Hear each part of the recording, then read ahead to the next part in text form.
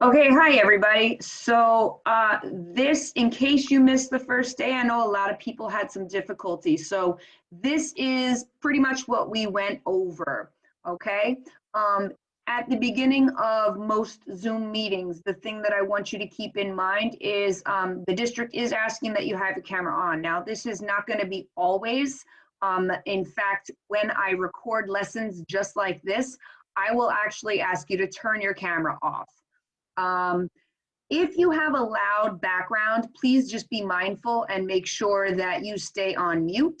I would like for you to write your full name in the chat so I can catch it, especially if you come in after I've done attendance. It's very helpful so that you can get credit for the day.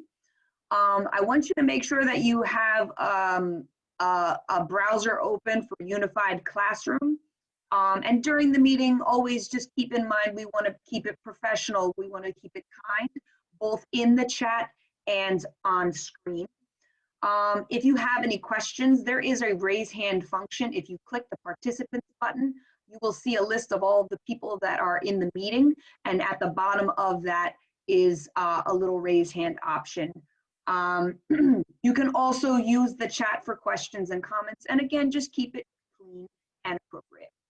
Okay, so the important information of how to get in touch with me, this is posted in the class resource folder in Teams. It is also available on Unified Classroom. I would strongly encourage you to look for all of your work and assignments there. Not that you won't find it in Teams, it's just a little bit easier if you're just going to the one place. So here's my email. This is my Google Voice number. Your assignments, again, most of them will be posted in Unified Classroom. It's a little bit easier for me to, you can click on and submit on some of them that way, but they will also be available in Microsoft Teams. When I record lessons, they are also going to be saved along with this PowerPoint on Teams and Unified Classroom. And once you can access this, you can actually click on this link to a YouTube channel. All right. So a little bit about me. My name is Miss Tahir. You can call me Miss T if that's a little bit easier. If you do hear barking, it's probably going to be one of these three dogs that I have painted onto famous paintings, because why not? I do races every year, so you'll tend to hear me talk a little bit about those. They're called triathlons. I have a bunch of tattoos, and I am originally from New York. If you check, there is an About Me section on the welcome page that has a couple of more pictures of the artwork that I've created, along with bigger images of these. Okay, so the thing you need to know is that you don't need to be a master artist in order to do well in art. Especially with this remote option, it's a little bit different. Basically, the things you need to do are just talk to me. If you're stressed out, if you're having difficulty, let me know, okay? We are working on trying to get some materials to you. I'm just trying to take an inventory to see what everybody has available before we start going there. You know, back in the day, ancient peoples, they moved stones around and they painted caves. We can definitely find a way to create art given this environment and not being able to come to the art room, okay? And if worst case scenario, you have absolutely nothing, you can always write about a piece of artwork or a movement or a type of skill that we are learning about, okay? So in order to do well and pass art under these new remote circumstances, we're going to go over the syllabus in another video, but the long and short of it is you want to be productive, you want to be accountable, and you want to be kind. You're probably hearing this from all of your teachers because we want to make sure that you are as uniform as possible. There's an 80-20 split. So your projects, the artwork that we create, is going to be 80% of your grade.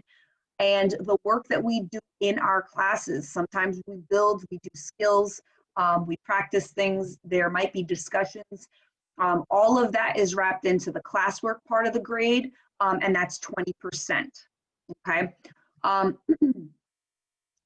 So you just want to make sure that you are using your time wisely in class. You want to keep in mind the district has also asked for 3 graded assignments per week, and those will be spread out amongst 2 synchronous classes and 3 asynchronous classes.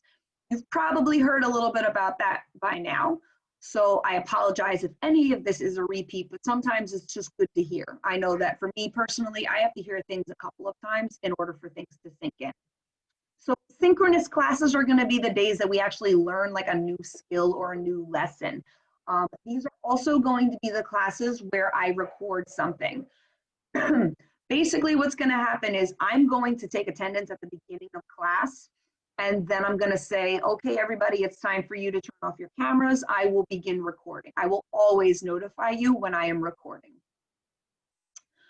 This lesson that I will deliver in this recorded session will be around 20 minutes. It could be a little bit less and it could be a little bit more, but that's where we're looking to be. It's about 20 minutes.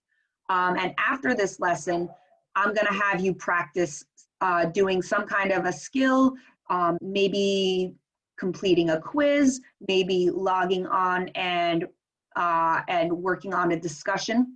Something along those lines. That's what you'll do for the remainder of the class period. The video for this lesson will be posted in Teams Unified Classroom and on YouTube. And at the end of the period, I will check in on you to see if you've completed. Did you submit the work? Did you do the quiz? Did you do the discussion? Whatever it is. For synchronous days, though, the big thing is that you're going to log on for the entire duration of the class, meaning you will log on at the beginning of class, and then once those 50 minutes are up, you will log off and go to your next class. That's going to be a little bit different from your asynchronous days. They are independent work days. That's what we're a little bit more familiar with for those of us who did the remote learning over in the spring. For art, that's going to be Mondays, Tuesdays, and Fridays. What's going to happen is you're going to log in. I'm going to take attendance, and I'm going to make sure that you know what you need to do. I'm going to give you a review, maybe. I might ask you some questions. I might ask you to hang back while I dismiss the others if we need to, clarify something, or maybe I need to conference with you for one reason or another. But once you're all set, you have your directions, you've checked in with me, and you know what to do, then you are free to log off and out of the Zoom meeting and to work independently. And should you have any kind of question later on, maybe you log off and you're working independently, but you realize you don't know how to submit the work, you can log back on, because I will be in that Zoom meeting for the entire time, even if you are not. All right. So just to summarize, asynchronous days are going to be Mondays, Tuesdays, and Fridays. You'll check in with me at the beginning of class, and once you know what to do, you can log off and work independently. Okay, so this is basically where we ended the PowerPoint for today. And what I'm going to do is, everybody was able to work on this Kahoot quiz. I'm going to actually post that on Teams and Unified Classroom. If you did not take this quiz, I encourage you to check it right now.